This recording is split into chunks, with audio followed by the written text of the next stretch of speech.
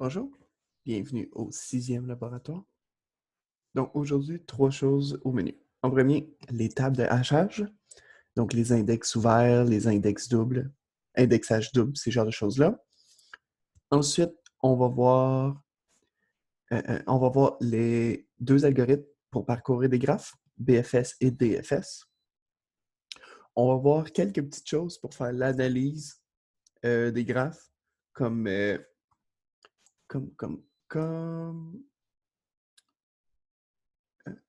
l'ordre topologique du graphe.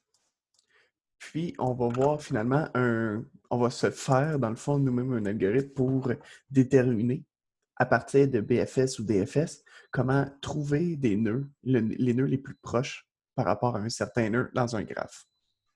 Donc, on va commencer avec la table de hachage. Donc, on va voir 2 types de sondages. On va voir le sondage linéaire, puis le double hachage, pour faire un adressage ouvert. Donc, avant de commencer, c'est quoi l'adressage ouvert? C'est d'avoir, au lieu d'avoir par exemple une table qui contient une liste d'éléments. Donc, par exemple, on veut insérer la valeur 2, puis on veut insérer la valeur 13. Dans notre cas, avec le sondage linéaire, par exemple, on aurait que 2 modulo 11, ici, en passant, il y a 11 éléments, puisqu'on commence à 0. 2 modulo 11, ça donne 2. Donc, on viendrait mettre le 2 ici. Ensuite, 13. 13 modulo 11, ça donne 2 aussi. Donc, une des techniques, ça aurait été de venir ici, faire une liste chaînée et mettre le 2 élément qui est 13. Puis, quand on fait la recherche dans la table de hachage, on va faire 13 modulo 11, ça donne 2. Là, on va faire, c'est pas exactement cet élément-là. On va aller voir s'il n'y a pas d'autres éléments dans la liste. On va aller là, on va faire, ah oui, 13 se trouve bien dans la structure de données. Donc, voilà pour la table d'hachage avec les chaînés. Nous autres, ce qu'on va faire, c'est à la place de ça, on va utiliser une autre technique qui est simplement d'incrémenter quand il y a une collision. On va utiliser une autre fonction qui va nous dire où placer l'élément. Donc, dans notre cas, qu'on reprend 2 et 13 avec le sondage linéaire. 2, on va venir le placer ici. 13, quand on est inséré, on va voir qu'il y a une collision. Il y a déjà un élément à l'emplacement 2. Qu'est-ce qu'on fait? On regarde, on va incrémenter i. Donc, i plus 1, ça va donner 3. Modulo 11, ça donne 3. Donc, 13 plus 1, ça fait 14. 14 modulo 11, ça donne 3. Donc, on vient l'insérer ici. C'est pour ça que c'est linéaire. À chaque fois qu'il y a une collision, on monte de 1 seulement. Donc, on va commencer avec celui-là, sondage linéaire. On va insérer 10. 10 modulo 11, ça donne 10. Donc, on vient le mettre ici. Il est fait. Ensuite, 22. 22 modulo 11, ça donne 0. Donc, on est l'insérer ici. À chaque fois qu'il n'y a pas de collision, c'est simple, vous le calculez. Vous calculez l'index qu'il faut le mettre, puis vous le mettez. 31. 31 modulo 11, ça donne 10, si je ne me trompe pas. Ça donne 9, pardon. Donc, 9, on vient l'insérer ici. Ensuite, 4. 4 modulo 11, ça donne 4. On vient l'insérer ici. 15. 15 modulo 11, ça donne 4 aussi. On a une première collision. On ne peut pas l'insérer là, donc qu'est-ce qu'on va faire? On va incrémenter i. Donc là, on va faire 15 plus 1,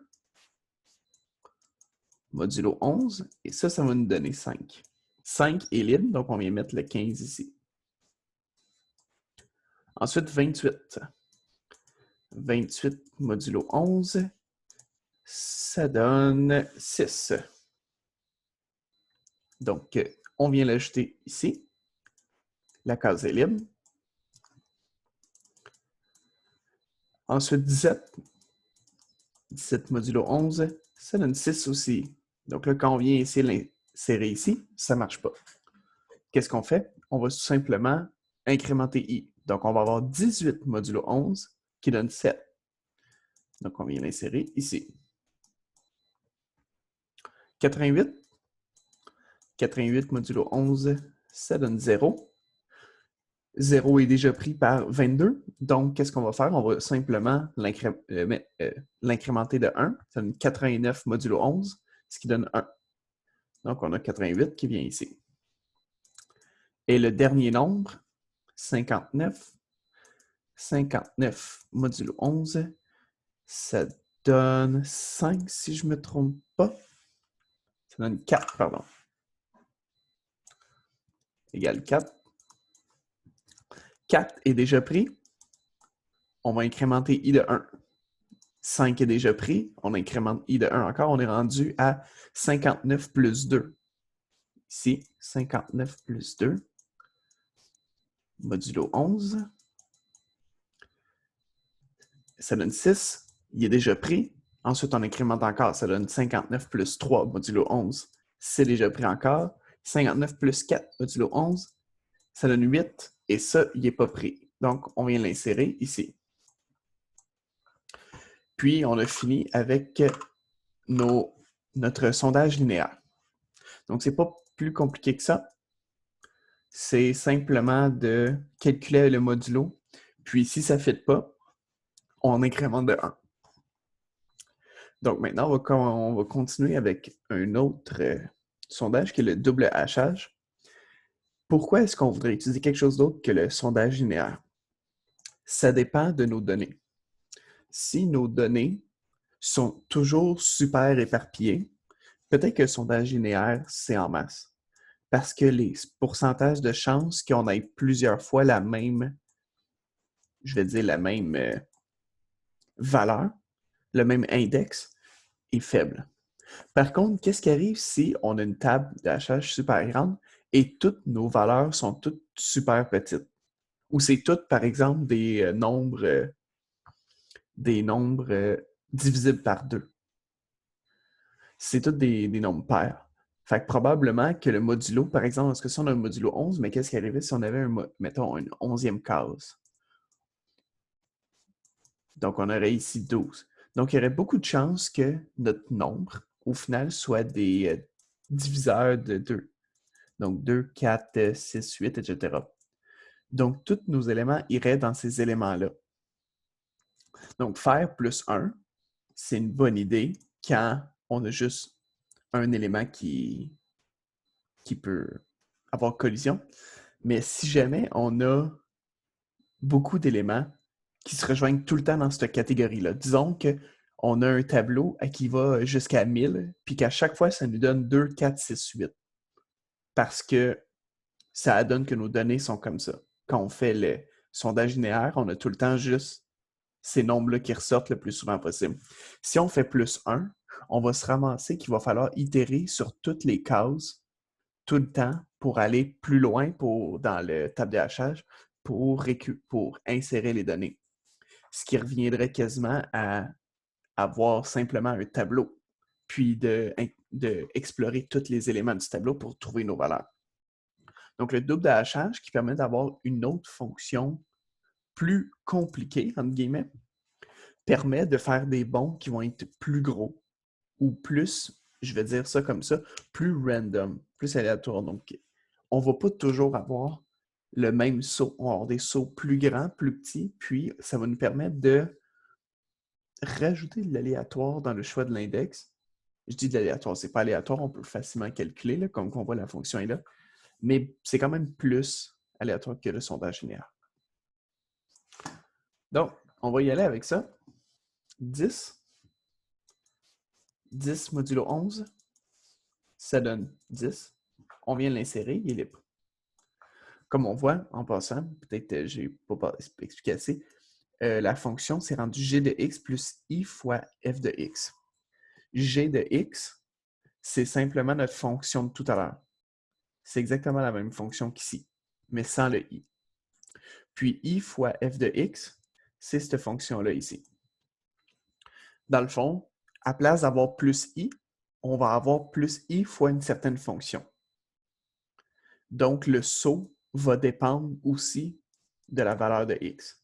Donc, plus x est grand, plus x est grand, plus on va avoir le saut va être différent, dépendamment de la valeur. Parce qu'ici, on fait un modulo de m-1. On ne fait pas un modulo de m.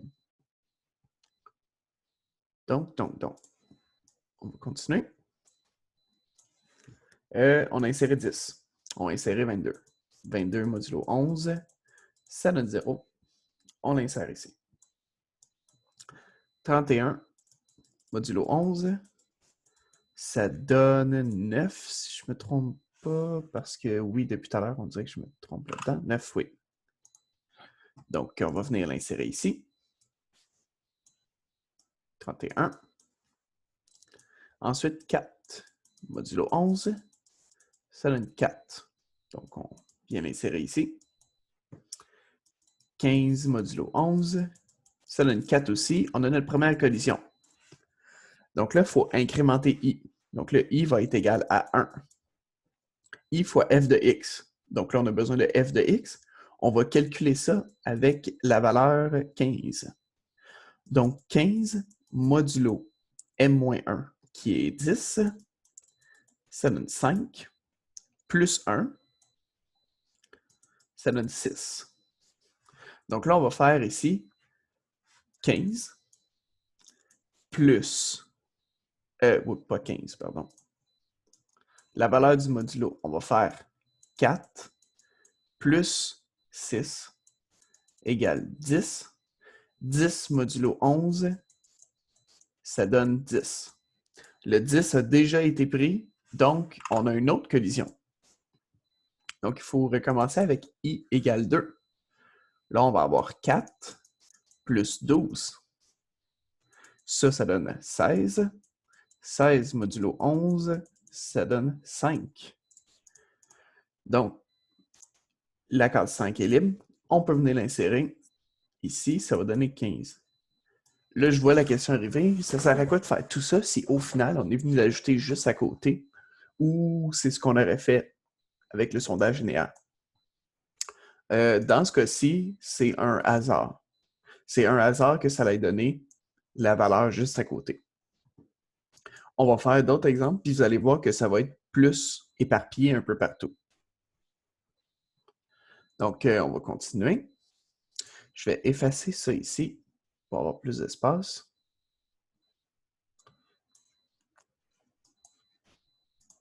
Puis, on va continuer. On va insérer 28. 28 modulo 11, ça donne 22, 6. 6 est libre, on vient l'insérer ici. Ensuite, on va insérer 17. 17 modulo 11, ça donne 6 aussi. 6 est déjà pris, il y a une collision. Donc, on va aller calculer la valeur de f, puisque maintenant, i va être égal à 1. Donc, on va avoir 1 plus, entre parenthèses ici, qu'est-ce qu'on va avoir? On va avoir 17 modulo 10, ce qui donne 7. Donc, tout ça, ça donne 8. Donc là, on va avoir 6 plus 8, ça égale 14, modulo 11, ça donne 3. 3 est libre, on vient l'insérer tout de suite. Donc, 17. Comme ça. On va continuer avec le 88. Je vais juste effacer ça ici. Voilà. On continue avec le 88. 88 modulo 11, ça donne 0. 0 est déjà pris par le 22, donc on va aller utiliser notre fonction, notre deuxième fonction de hachage.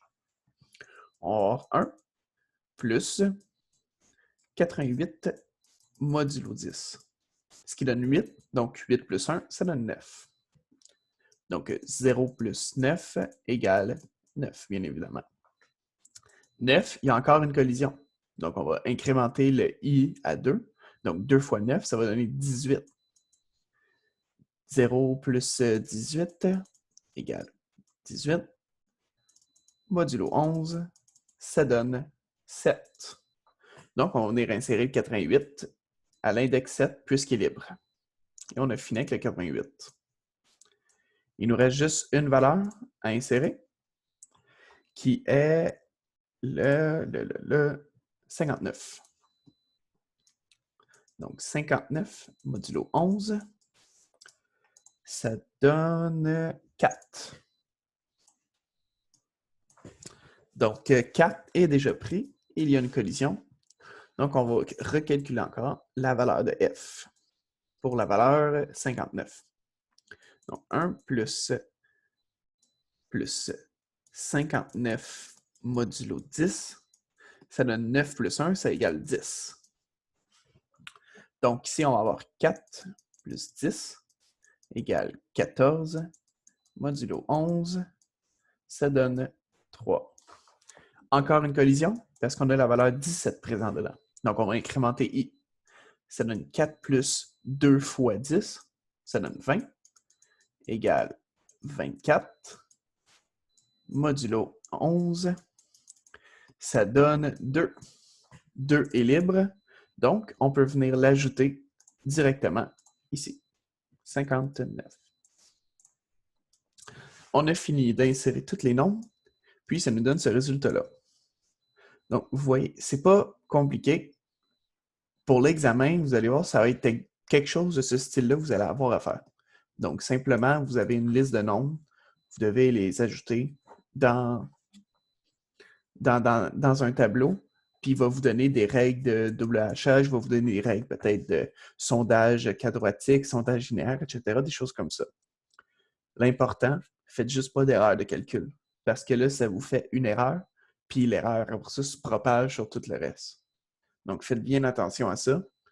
Refaites les calculs 2-3 fois et assurez-vous que c'est correct, puis tout devrait bien aller. Donc, voilà pour l'adressage ouvert. Maintenant, on va aller au graphe. Donc, dans les graphes, ce qu'on va faire, on va essayer de déterminer l'ordre des nœuds explorés par BFS et DFS. Puis, ensuite, on va trouver l'ordre topologique du graphe. Comme vous avez vu dans le cours, quand on explore un nœud, mais quand les nœuds ne sont pas explorés, je vais dire qu'ils sont blancs. Quand on explore un nœud, je vais dire qu'ils deviennent gris. Puis, quand tous les enfants du nœud ont été explorés, je vais dire qu'il va devenir noir. Le code de couleur pour l'ordre des nœuds explorés n'est pas vraiment important. Par contre, ce qui est important, c'est pour l'ordre topologique. Puisque dépendamment de la couleur, je vais dire, ça va déterminer comment faire notre ordre topologique. Donc, on va commencer avec le BFS. BFS, c'est Breadth First Search. Donc, c'est de explorer tous les enfants d'un nœud avant de passer au prochain. Donc, si on commence, ici, on a notre Q. On va commencer avec S. Donc, on l'ajoute. Oupsie. S. À partir de S, on va explorer tous ces enfants. Donc là, faites attention, les flèches ont des sens. Donc, ce n'est pas tous les nœuds qui peuvent aller partout. Par exemple, de E, on ne peut pas aller à A. Mais de A, on peut aller à E. Donc, de S, on peut aller à A, on peut aller à D et on peut aller à G. Donc, c'est ça qu'on fait. On les ajoute comme ça dans l'ordre de la queue. Ensuite, on a fini avec le S. Donc là, le S est rendu noir. On va aller au A. Là, le A, on le met gris. Du A, on peut aller au B et au E. Donc, B et E. Ensuite, on a exploré tous les enfants de A. On a fini avec A. A est rendu noir. On va au D. Le D, il y a un enfant E, mais il a déjà été ajouté. E qui a déjà été ajouté, il y a aussi A qui a déjà été ajouté et qui a même déjà été exploré. Donc, on n'a rien d'autre à faire. En passant, je pense que je ne l'ai pas dit, mais quand j'ajoute un nœud dans la queue, c'est à ce moment-là qu'il devient gris. Puis quand je le barre, c'est là qu'il devient noir. Donc là, on a exploré A, S et D. On va aller à G. Oui, on a fini D. Là, on va aller à G.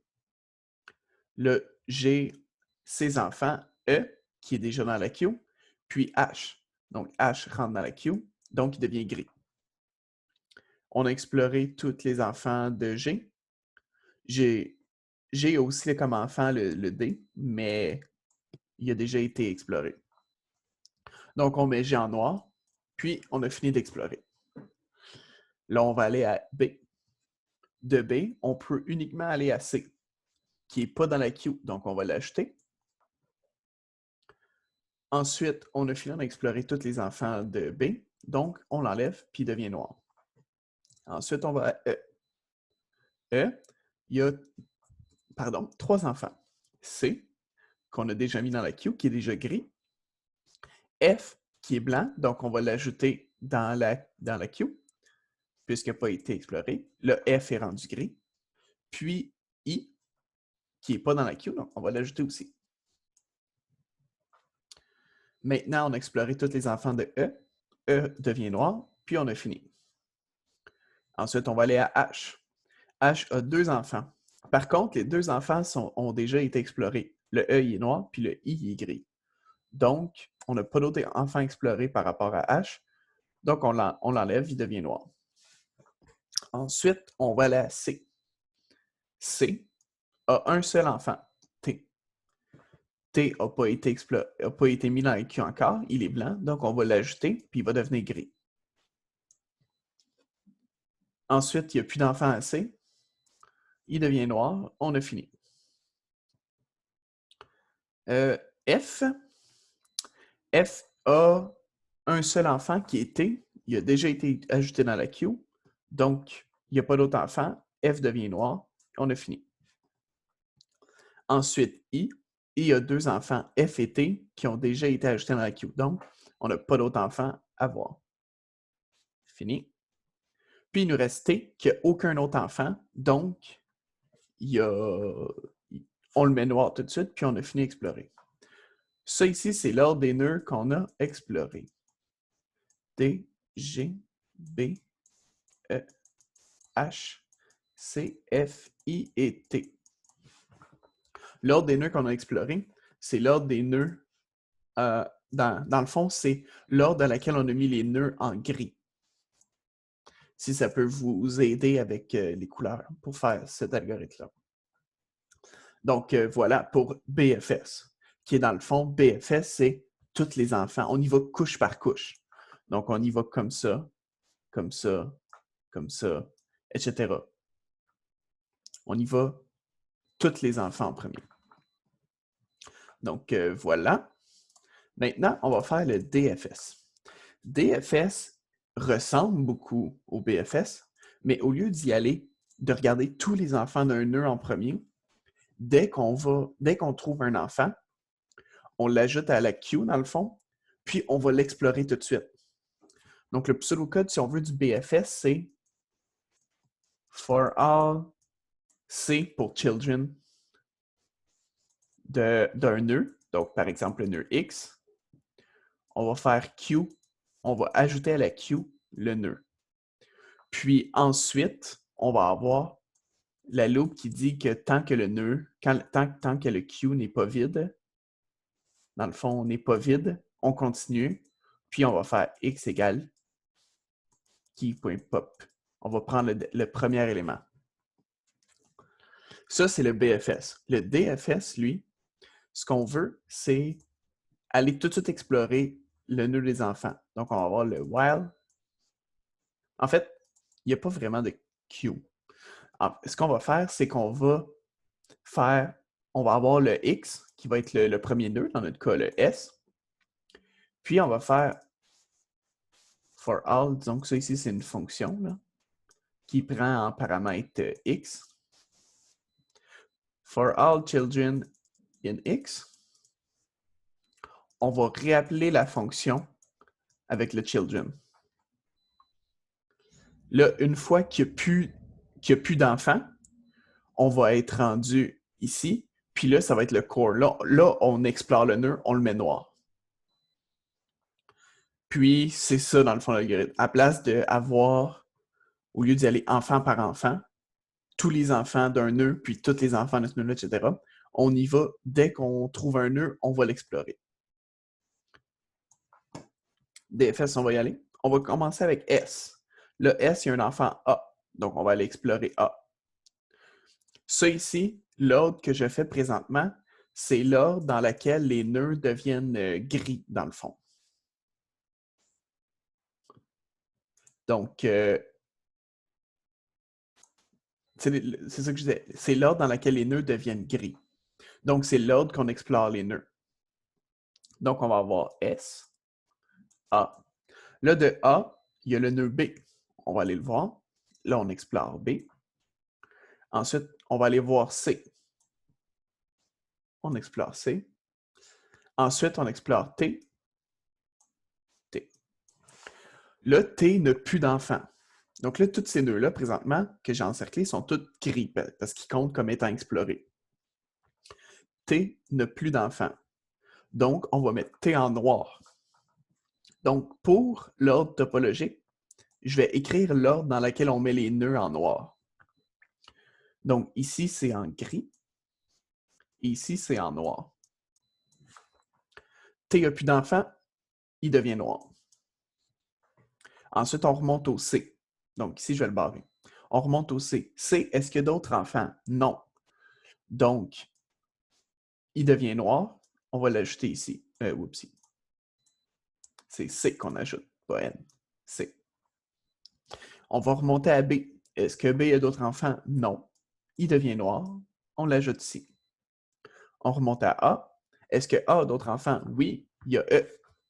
Donc, on va aller voir E. On l'ajoute dans notre... E devient gris. On l'ajoute dans notre liste de nœuds gris. Ensuite, E, il y a un enfant qui est C, mais il a déjà été exploré, il est déjà noir. Donc, on ne fait rien d'autre. E a un autre enfant, F. Donc, F, on va aller le mettre, on va aller l'explorer, on va le mettre dans notre liste de nœuds gris. Est-ce que F a des enfants qui n'ont pas été explorés déjà? Non, parce que C et T ont déjà été explorés. Donc, il devient noir, puis on l'ajoute dans notre liste de nœuds noirs. On retourne à E. De E, est-ce qu'il y a d'autres enfants? Oui, il y a I. Donc, on va aller voir I. On l'ajoute dans notre liste de nœuds gris. Est-ce que I a des enfants qui n'ont pas déjà été explorés? Non. Tous ces enfants, F et T, ont déjà été explorés. Donc, il devient noir, puis on l'ajoute dans notre liste de nœuds noirs. On remonte à E. Tous ces enfants ont été explorés. On le met noir. On l'ajoute dans notre liste. On remonte à A.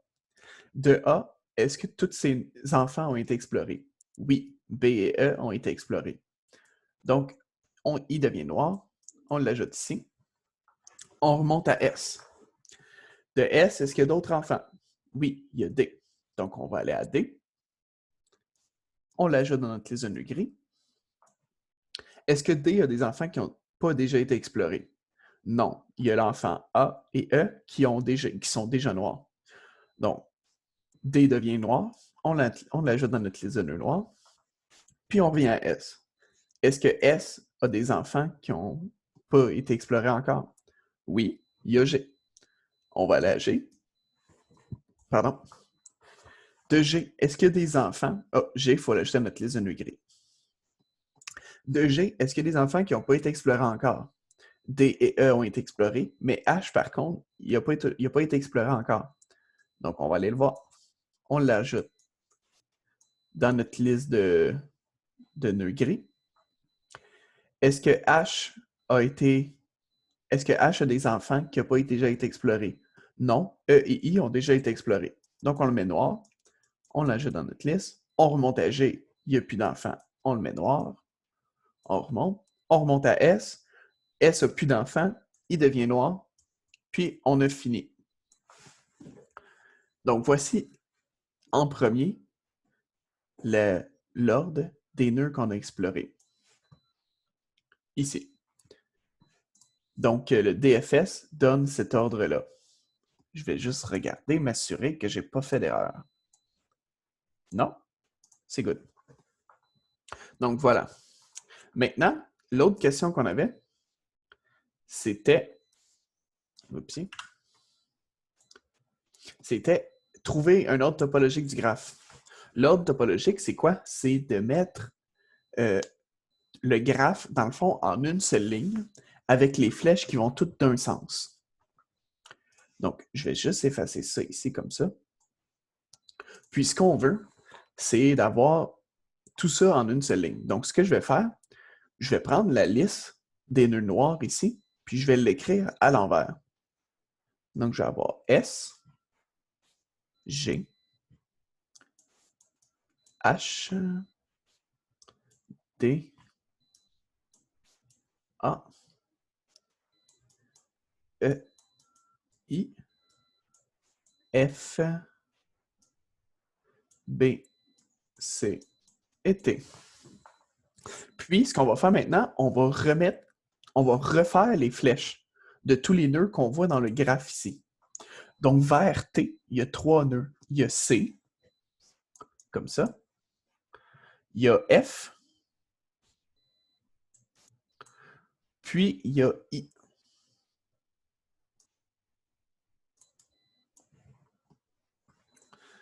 Ensuite, vers C, il y a F. Il y a E.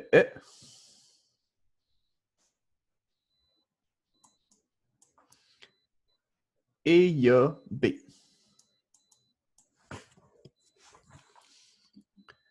Vers F, il y a E.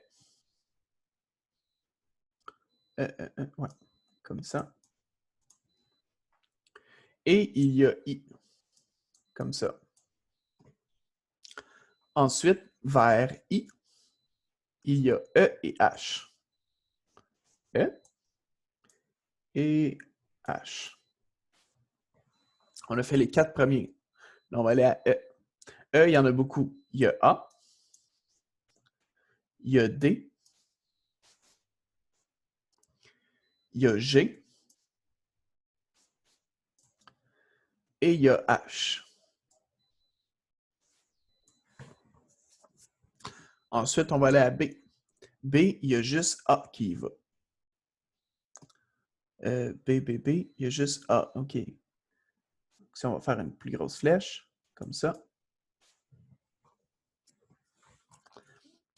Ensuite, vers D.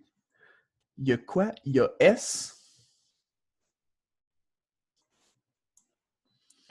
Il y a G.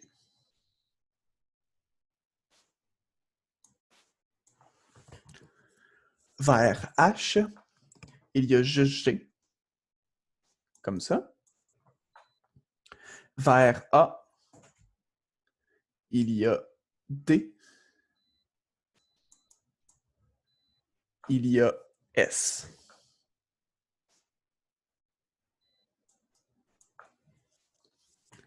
Ensuite, vers D, il y a juste S.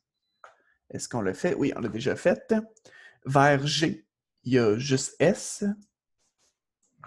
Comme ceci. Puis voilà l'ordre topologique du graphe. On voit que toutes les flèches vont de gauche à droite. Il n'y a aucune flèche qui revient. Donc, c'est ça l'algorithme pour trouver le topologique.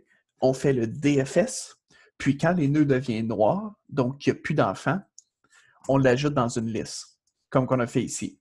Ensuite, on met la liste à l'envers, puis on relie toutes les flèches, comme qu'il y a dans le graphe ici. Donc, voilà pour l'ordre topologique du graphe et l'ordre des nœuds explorés avec BFS et DFS. On va passer au prochain exercice. On va déterminer les composantes fortement connectées. Fortement connecté, c'est quoi? C'est que d'un nœud, tu peux te rendre à tous les autres nœuds de cette composante-là. Donc, par exemple, une façon peut-être intuitive pour voir comment en trouver. Si on voit, ici, on voit qu'il y a des flèches qui partent et qui s'en vont toutes dans le même sens. On ne voit aucune flèche qui revient vers la gauche. Donc ça, c'est un bon signe que si, par exemple, de S, on s'en va ici à B, on ne va pas être capable de revenir parce qu'il n'y a aucune flèche qui revient. Toutes les flèches s'en vont vers la droite. Donc, si on y va avec ça, avec S, où c'est qu'on peut se rendre, qu'on peut revenir à S encore? Donc, on peut aller à A, D, puis après ça, on peut revenir à S. On peut aller à G, D, puis revenir à S. Donc, de S, on est capable d'aller n'importe où dans ces 4 nœuds-là. Puis un bon signe pour voir ça, c'est qu'il y a des flèches qui vont dans un sens, puis tu en as d'autres qui reviennent vers S. Donc, on voit que c'est possible. Est-ce que H fait partie de cette composante-là? On est capable d'y aller, mais il n'y a aucune flèche qui nous ramène. Donc, on ne peut pas. Même chose pour E, même chose pour B. Là, maintenant qu'on a trouvé notre première composante fortement connectée, on va essayer d'aller trouver les autres. De H, vous voyez qu'il y a juste cette flèche-là, puis ensuite, il y a 2 autres flèches qui sortent. Mais on vient de dire que à partir de cette flèche-là, c'est impossible de revenir parce qu'il n'y a aucune flèche qui revient. Puis, puisqu'il y a juste 2 autres flèches qui sortent, ça veut dire que H est tout seul. Il ne peut pas rejoindre un nœud puis revenir à lui après. Donc, H forme avec lui-même une composante fortement connectée. Mais il ne peut pas aller nulle part d'autre. Maintenant, on va regarder le reste. Est-ce que c'est 1 ou 2 composantes fortement connectées? Donc, de B, on peut aller à C, on peut aller à T, puis de T, on peut aller à I, F, puis à partir de F, on peut retourner n'importe où. On peut retourner à C, on peut retourner à T, on peut retourner à... Puis, ouais, c'est ça, on peut retourner à E, C et T. Puis de T, on peut retourner à I, qui nous ramène à F. Puis de F, on peut aller à E, qui nous ramène à B. Donc, tout ça ici, peu importe le nœud qu'on choisit, on peut toujours revenir au même nœud.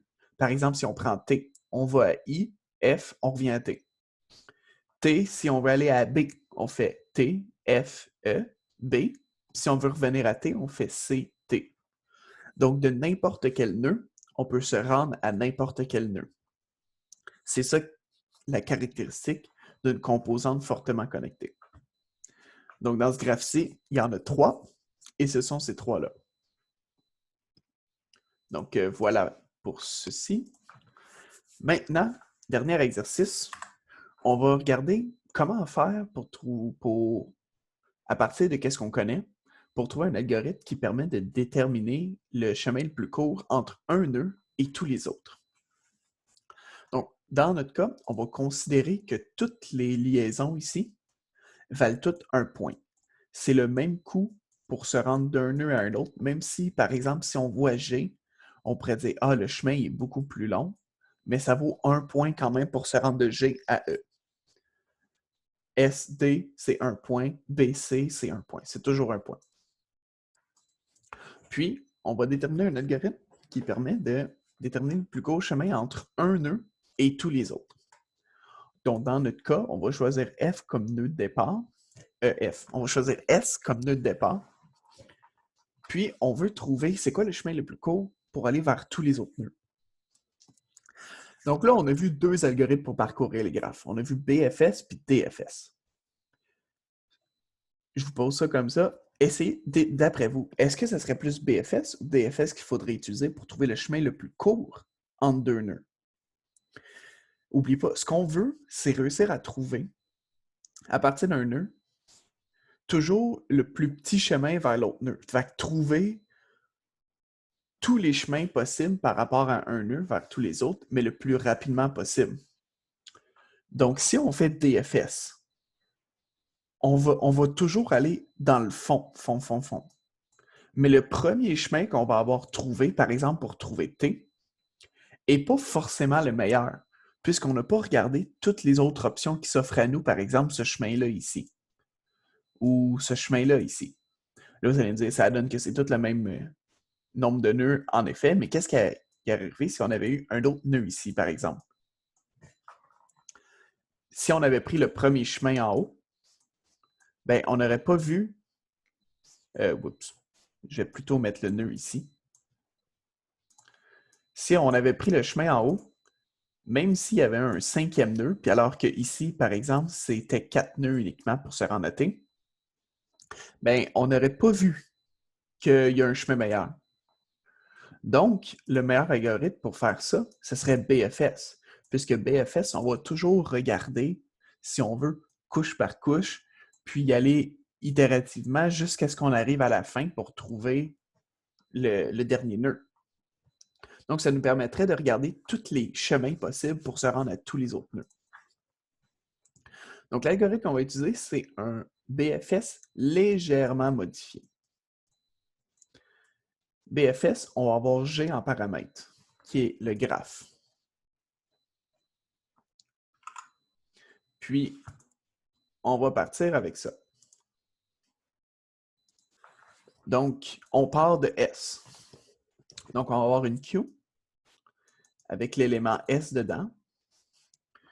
Puis, S, on s'entend pour dire que, vu que c'est notre nœud de départ, on n'a pas besoin de savoir d'où il vient. On sait que c'est notre nœud de départ. Puis que pour les autres nœuds, on veut savoir c'est quoi le chemin précédent. C'est quoi le nœud précédent qui me permet de me retrouver pour aller à mon premier nœud. Donc, pour tous les éléments de G, dans le fond, for all node, que je vais nommer N, pour tous les nœuds dans G, le nœud va avoir, par exemple, on pourrait mettre D pour la distance par rapport au premier nœud, qui va être égal à 0. Puis, il va aussi avoir un nœud qu'on va appeler pi. Dans le fond, je garde exactement les mêmes valeurs que dans le corrigé pour que vous puissiez vous retrouver plus facilement. Pi, dans le fond, ça va être le nœud précédent. Donc, dans notre cas, on va mettre nul pour tous les nœuds au début. Puis, une fois qu'on a initialisé ça, on peut commencer notre BFS. Donc, on va faire while. La longueur de la queue n'est pas vide, donc c'est plus grand que 0. On va prendre le premier élément. Donc, on va faire notre nœud courant, NC, va être égal au premier élément de la queue, comme le BFS. Pop, dans le fond, c'est que je vais l'enlever de la queue complètement. Ensuite, je vais regarder tous les enfants de ce nœud-là. Donc, for all C pour children in NC, qui est le nœud courant. On va regarder, on va faire C, point D. Dans le fond, on sait que pour se rendre à ce nœud-là, c'est la distance du nœud courant, plus 1, puisqu'on fait un bond pour aller à ce nœud-là. Donc, ça va être égal au nœud courant point distance plus 1. Ensuite, son pi, dans le fond, la dernière, le prochain nœud à se rendre pour retourner au premier nœud va être égal au nœud courant. Puis, finalement, on va ajouter C, l'enfant, à Q pour qu'il puisse être exploré plus tard. Comme ceci. Donc ça, en gros, c'est l'algorithme. Puisque tous les nœuds vont toujours... Dans le fond, on va explorer couche par couche tous les enfants d'un nœud. Puis quand on l'explore, on sait que quand on arrive à lui, c'est le chemin le plus court pour se rendre à ce nœud-là. Puisque, par exemple, quand je suis rendu à explorer E, c'est que j'ai déjà exploré tous ces enfants-là. Puis quand j'arrive à E, je sais que c'est le plus court pour se rendre à E. Comme là, il y a D, puis il y a A. Donc, maintenant, pour rajouter peut-être la notion de couleur dans l'algorithme, ce que je vais faire qu'une fois qu'on a exploré tous les enfants, ben, le nœud, dans le fond, le nœud de l'enfant ici, c'est point couleur, va être égal à gris, puisqu'on l'a ajouté dans la queue. Une fois qu'on a exploré tous les enfants, le nœud courant point couleur va être égal à noir. Et quand on explore les enfants, il y a quelque chose qu'il faut regarder. Dans le fond, avant de faire toutes ces opérations-là, il faut le faire uniquement si le nœud est blanc. Donc, if c.couleur égale blanc, là, on fait ça. Sinon, on ne le fait pas, ça veut dire que le nœud est déjà gris ou il est déjà noir. Donc, il a déjà été ajouté dans notre queue, on a déjà trouvé le chemin qui est le plus court pour se rendre à lui, ou il a déjà été exploré et ses enfants aussi, puis il est noir. Donc voilà, ça c'est l'algorithme pour trouver le chemin le plus court. Donc maintenant, ce qu'on va faire, on va le faire par nous-mêmes, voir qu'est-ce que ça donne. Donc pour tous les nœuds, on va avoir un pi puis un d.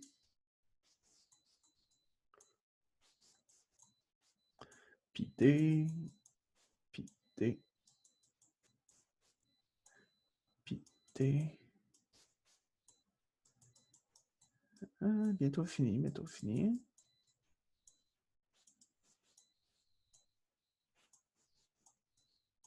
Et voilà. Donc, S, le pi va être égal à nul, parce qu'il n'y a pas d'autres nœuds avant, puis la distance va être égale à 0. Donc là, dans notre algorithme, on va popper S. Après ça, on va regarder tous les enfants. On va incrémenter D de 1, fait que lui va être égal à 1, à 1, à 1. Ensuite, on va dire pi va être égal au nœud courant, qui est S. Donc, pi, c'est S, S et S. Puis, leurs couleurs deviennent gris. Donc là, on a fini avec S. S devient noir, puis on passe au prochain. Là, on va popper A. De A, on peut aller vers B et E. Donc, la distance va être incrémentée de 1 par rapport à la distance de A. Donc, 2, 2. Puis, pi va être égal à la valeur du nœud courant qui est A. Donc, A, A. On a fini d'explorer A, A devient noir. Ensuite, on va aller à D. De D, on peut se rendre à A qui est noir ou E qui est gris, donc on ne fait rien, D devient noir. G, on peut aller à D qui est noir, E qui est gris et H qui est blanc. Donc, H va être égal à, le D de H va être égal à 1 de plus que celui de G, donc 2. Puis pi va être égal à G, qui est le nœud juste avant. On a fini avec G, il devient noir. On va se rendre à B. Donc, B, on peut se rendre à C, qui est blanc. Donc, la D va être égale à 1 de plus que la valeur de B, donc 3. Puis pi va être égal au nœud précédent, qui est B. On a fini avec B, il n'y a plus d'autres enfants. Ensuite, E. E, on peut se rendre à C, mais il est gris, donc on l'ignore. On peut se rendre à F, qui est blanc, et I, qui est blanc. Donc, D va être égal à 1 de plus que la valeur de E, donc 3 et 3. Et pi va être égal à E. E, E. On a fini avec E. Maintenant, on va à H. H, tous ses enfants sont gris. E et I sont gris, donc il n'y a plus rien à faire. Il devient noir. On va à C. De C, on peut se rendre à T. Donc, T est blanc. Donc, D va être égal à 1 de plus que celui du nœud C, qui est 4. Et pi va être égal à C. On a fini d'explorer C. On va à F. F, tous ses enfants, il n'y a aucun de ses enfants qui sont blancs. Donc, on a fini. I, la même chose. T, la même chose. Puis, ça nous donne ça. Maintenant, comment on fait pour venir, par exemple, de F? Comment on fait pour venir trouver le chemin pour se rendre de S à F? C'est simple, on suit la valeur de pi. Donc, par exemple, on veut trouver le chemin de S à F. Donc, on part de F, on dit c'est quoi le nœud précédent? On regarde pi, c'est E. Donc, on va à E. E, c'est quoi sa valeur de pi? C'est A. On va à A. On va regarder A, c'est quoi sa valeur de pi? C'est S. On a trouvé S, la valeur de pi, c'est nul. On a fini. Puis, ça nous donne ce chemin-là. S-A-E-F. Là, peut-être que vous dites, ouais, mais il y aurait aussi S-D-E-F qui serait bon. Mais dans notre cas, vu que tous les chemins valent 1, c'est exactement la même longueur. Par exemple, mais par contre, si on avait eu, par exemple, pour la valeur de D, 2, 1, 1, 1, puis ici, 1, bien, ici, ça aurait été plus long. Donc, oui, ça aurait pu être un autre chemin. Mais bon, nous autres, on a fait un cas qui était basic. Vous allez voir dans le prochain cours, avec Dijkstra, quand on a des chemins avec des poids variables. Donc, voilà pour ce TP. Il est fini, donc j'espère que vous avez bien compris. Puis si vous avez des questions, n'hésitez pas à me contacter sur Discord. Donc, je vous dis au prochain lab.